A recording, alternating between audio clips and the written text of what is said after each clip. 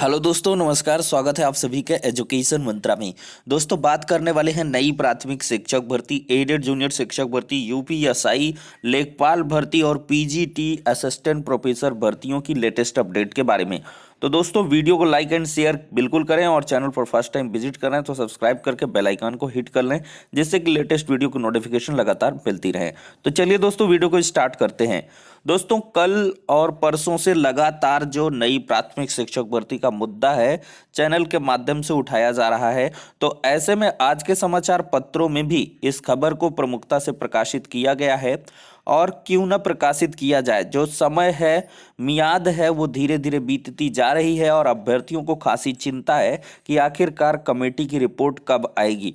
तो कमेटी की रिपोर्ट पर अब बहुत बड़े बड़े सवाल या प्रश्न चिन्ह लगाए जाने प्रारंभ हो गए हैं, क्योंकि 70,000 से ज़्यादा पद यहाँ पर खाली हैं। तो आखिरकार कमेटी की रिपोर्ट कौन से बड़े पदों पर भर्तियां करना चाहती है, या क्या ऐसी मजबूरियां हैं जिनकी वजह से ये लोग पदों का आकलन नहीं कर पा रहे हैं।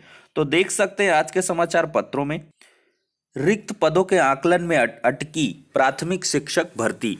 देखिए, बेसिक शिक्षा परिषद के प्राथमिक विद्यालयों में रिक्त पदों के होने का हलफनामा दे चुकी सरकार नई भर्ती के लिए कमेटी का गठन कर चुकी है। ठीक है। और जो विज्ञापन है वो जारी नहीं कर रही है। छात्रों के अनुपात और स्वीकृत शिक्षकों के रिक्त पदों का आकलन करने के लिए सरकार ने करीब 2 माह पहले 3 सदस्यीय कमेटी गठित की थी, लेकिन उसकी रिपोर्ट अब तक नहीं मिल सकी है। ऐसे में डीएलएड प्रशिक्षितों को डर है कि प्राथमिक शिक्षक भर्ती जारी करने के विज्ञापन में हीला हवाली से वह प्रदेश के आसन्न विधानसभा चुनाव की आचार संहिता में फंस सकती है। इस कारण भर्ती विज्ञापन जल्द जारी करके परीक्षा कराई जाए, ये अभ्यर्थियों की मांग है। इस संबंध में डीएलएड प्रशिक्षित बेरोजगार मुख्यमंत्री को पत्र भी भेज चुके हैं। शिक्षकों के रिक्त पदों का आकलन कर रही समिति को भी प्रशिक्षित बेरोजगारों ने बताया है कि 69,000 शिक्षक भर्ती में 51,112 पद रिक्त होने का हलफनामा सरकार ने सुप्रीम कोर्ट में लगा रखा है। और साथ ही साथ यह भी अवगत करा दिया है कि 68,500 शिक्षक भर्ती में 20,000 से ज्यादा पद रिक्त पड़े हैं।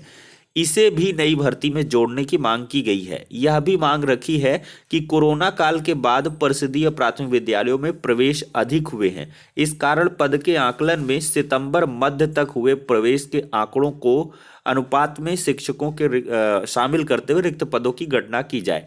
तो भर्ती विज्ञापन में देरी से भर्ती के लिए इंतजार कर रहे डीएलएड प्रशिक्षित बेरोजगार परेशान हैं। प्रशिक्षित बेरोजगार पंकज कुमार मिश्र का कहना है कि देरी करने से प्रदेश में आसन्न विधानसभा चुनाव की आचार संहिता में यह भर्ती फंस सकती है। यह भी आरोप लगाया गया है कि भर्ती विज्ञापन जारी करने के बजाय शिक्षकों के रिक्त पदों का आकलन कराने के नाम पर भर्ती को लटकाने की कोशिश की जा रही है। रिक्तियां जल्द भरे जाने की मांग भी की गई है। तो दोस्तों, आपका क्या कुछ कहना है, इस पर अपनी बहुमूल्य राय अवश्य देंगे। तो फिलहाल के लिए ये दैनिक जागरण की तरफ से आपकी जो आवाज़ है वो बुलंद की गई है। तो आपका भी नैतिक दायित्व तो बनता है कि चैनल पर सब्सक्राइब करें और ज़्यादा से ज़्यादा इसको शेयर करें। ठीक है।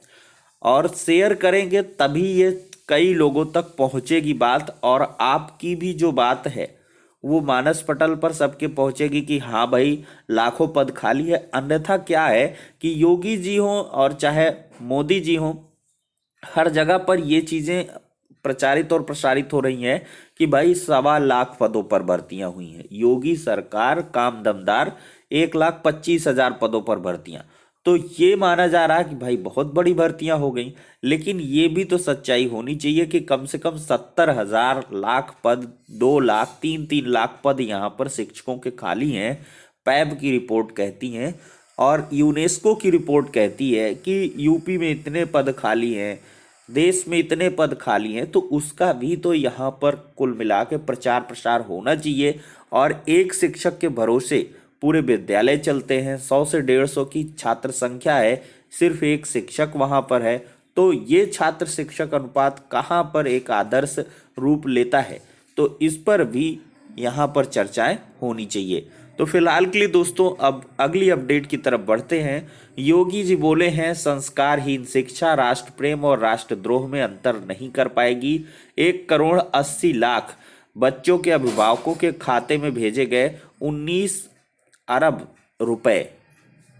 तो देख सकते हैं एक भारी भरकम राशि यहाँ पर भेज दी गई है। गोरखपुर से 5 बार लगातार सांसद रहे हैं योगी। योगी के लिए निरहुआ का गाना छाया हुआ है। फोन और टेबलेट देने की यहाँ पर जल्द सूची तैयार करने के लिए योगी जी ने अपने फरमान जारी किए हैं। लेकिन नई प्राथमिक शिक्षक भर्ती के बारे में यहाँ पर कोई शब्द इनके द्वारा नहीं बोले गए। मुख्यमंत्री ने शनिवार को अपने आवास पर आयोजित कार्यक्रम में यह बात कही। उन्होंने अखिलेश द्वारा सरदार पटेल और जिन्ना का नाम एक साथ लिए जाने पर कहा कि शिक्षा के प्रारंभिक दौर में अभिभावक अगर बच्चों को उचित संस्कार नहीं दे पाते तो उनके लिए देश प्रेमी और देशद्रोही में फर्क करना मुश्किल होता है। मुख्यमंत्री ने कहा कि बाकी बचे 60 लाख छात्रों को भी जल्द रकम भेजी जाएगी। इस योजना के तहत हर छात्र के अभिभावक को 1100 रुपए दिए जा रहे हैं। तो दोस्तों अब हम बात करेंगे परीक्षा के प्रवेश पत्र जारी, पुरुष को बना दिया महिला। तो ये मामला है उत्तर प्रदेश उच्चतर शिक्षा सेवा आयोग ने 13 नवंबर को असिस्टेंट प्रोफेसर भर्ती के लिए प्रवेश पत्र शनिवार को जारी किए हैं और प्रवेश पत्र में कई गड़बड़ियां सामने आई हैं। पुरुष अभ्यर्थी के प्रवेश पत्र में महिला लिखा है और इससे अभ्यर्थी परेशान है। आयोग का कोई अधिकारी जवाब देने को तैयार नहीं है। 13 नवंबर को शहर के 32 केंद्रों पर पहली पाली में इन सब सब्जेक्ट्स के एग्जाम होने वाले हैं। वहीं पर देखा जाए दोस्तों तो एडेड जूनियर हाई स्कूल परीक्षा के नतीजे अगले सप्ताह जारी होंगे। अशासकीय सहायता प्राप्त जूनियर हाई स्कूलों में सहायक अध्यापकों के 1504 और प्रधानाध्यापक को 390 पदों पर भर्ती के लिए आयोजित परीक्षा का परिणाम अगले सप्ताह घोषित किया जाएगा। पीएनपी कार्यालय ने अभ्यर्थियों से ऑनलाइन आपत्तियां मांगी थी। प्रत्येक प्रश्न पर आपत्ति के लिए 500 रुपये देने थे। इन प्रश्नों पर 754 आपत्तियां मिली थी। विषय विशेषज्ञों की समिति का गठन करते हुए 8 नवंबर तक आपत्तियां निस्तारित किया जाना है। और यहाँ पर प्रमुख बात दोस्तों पर है तो डीएलएड की 1,32,000 सीटों पर कल से सीधे प्रवेश यहाँ पर संभव है। 1,32,766 सीटों पर सोमवार से 13 नवंबर तक सीधा प्रवेश दिया जाएगा। संस्थानों को 15 नवंबर तक प्रवेश लेने वाले अभ्यर्थियों की सूचना वेबसाइट पर अपलोड भी करनी है। यहीं पर बात करें दोस्तों पुलिस भर्ती ऑनलाइन देनी होगी लिखित परीक्षा। उत्तर प्रदेश पुलिस भर्ती और प्रोन्नति बोर्ड ने पुलिस में लिपिक, लेखा और गोपनीय सहायक संवर्ग में सीधी भर्ती के लिए होने वाली ऑनलाइन लिखित परीक्षा की प्रक्रिया का निर्धारण कर दिया है। ऑनलाइन लिखित परीक्षा वस्तुनिष्ठ प्रकार की होगी जिसके लिए 2.5 घंटे का समय निर्धारित किया गया है। परीक्षा में सामान्य हिंदी, कंप्यूटर ज्ञान से संबंधित 50, सामान्य जानकारी, सामयिक विषय के 50, संख्यात्मक योग्यता परीक्षा व मानसिक योग्यता के 50 और मानसिक अभिरुचि, बुद्धि लब्धि परीक्षा व तार्किक ज्ञान के 50 प्रश्न होंगे। इस प्रकार से 200 प्रश्न पूछे जाएंगे और अधिकतम 400 अंक तय किए गए हैं। और यहाँ पर प्रत्येक विषय में 35% और 40% अंक पाना जरूरी है। परीक्षा में वस्तुनिष्ठ प्रकार के कुल 200 प्रश्न होंगे और अंक मिलेंगे 400। इसी प्रकार से दोस्तों यूपीएसआई का भी नया नोटिस आया हुआ है। अब दोस्तों हम यहाँ पर बात करने वाले हैं, महत्वपूर्ण नोटिस यही थी यूपीएसआई की, आपके एग्ज़ाम ऑनलाइन होने वाले हैं। उसके संबंध में एक वीडियो कॉन्फ्रेंसिंग के जरिए मीटिंग भी होने वाली थी।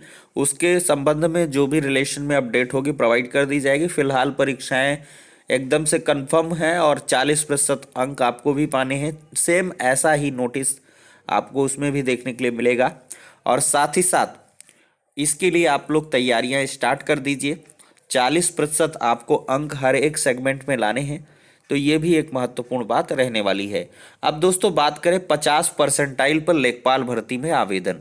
जी हाँ दोस्तों, यहाँ पर माननीय मुख्यमंत्री जी योगी आदित्यनाथ जी को यूपी SSSC पेट 2021 के परिणाम आने के बाद बहुत से छात्र छात्रा यथाशक्ति मेहनत करने के बावजूद भी ज़्यादा अच्छे अंक प्राप्त न कर सके। ऐसे में आपसे विनती है कि लेखपाल भर्ती के मुख्य परीक्षा में उन्हें शामिल किया जाए जिन्होंने पेट में 50 परसेंटाइल से ऊपर अंक प्राप्त किए हैं। हम लोग आपके हमेशा रेडी रहेंगे। ऐसा दोस्तों यहाँ पर छात्रों की तरफ से निवेदन किया जा रहा है कि 50 परसेंटाइल पर भी लेखपाल भर्ती में आवेदन का मौका दिया जाए। इनका यही कहना है कि जिसका भी 50 परसेंटाइल के ऊपर है उन सभी को आवेदन का मौका दिया जाए और सभी को पार्टिसिपेट करने दिया जाए। अब देखिए दोस्तों, यहाँ पर गड़बड़ झाला। पीजीटी साक्षात्कार में उपस्थिति के पेंच ने छीना मौका। कला वर्ग की महिला अभ्यर्थी को लिखित परीक्षा में 369 अंक मिले और चयन बोर्ड ने साक्षात्कार में माना अनुपस्थित, चयन से किया बाहर। और यहाँ पर ये मामला अब कोर्ट में भी जाने वाला है, देखते हैं क्या कुछ होता है। सुरभि भट्ट को लिखित परीक्षा में 369.71 अंक प्राप्त हुए, लेकिन इसके बाद भी उनको जो साक्षात्कार में है वो 0 अंक दिए गए हैं। तो ये एक बहुत बड़ा मामला है और उनका दावा है कि उन्होंने साक्षात्कार दिया है, चित्र भी बनाया था, सब कुछ किया था, लेकिन फिर भी 0 अंक दिया है। ये हैरानी वाली बात है। तो फिलहाल के लिए दोस्तों सारी अपडेट्स हो जाती हैं, नेक्स्ट वीडियो में मिलते हैं।